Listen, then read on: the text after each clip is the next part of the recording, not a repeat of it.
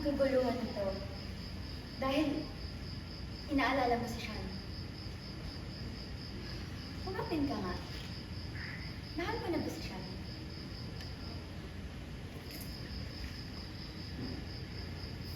Reactions muna.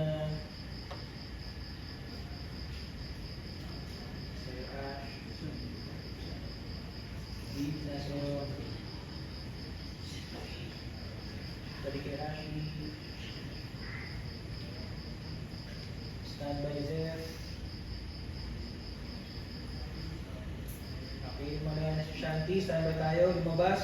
May nag-alert. Go! Check your phones. Alert, alert, alert.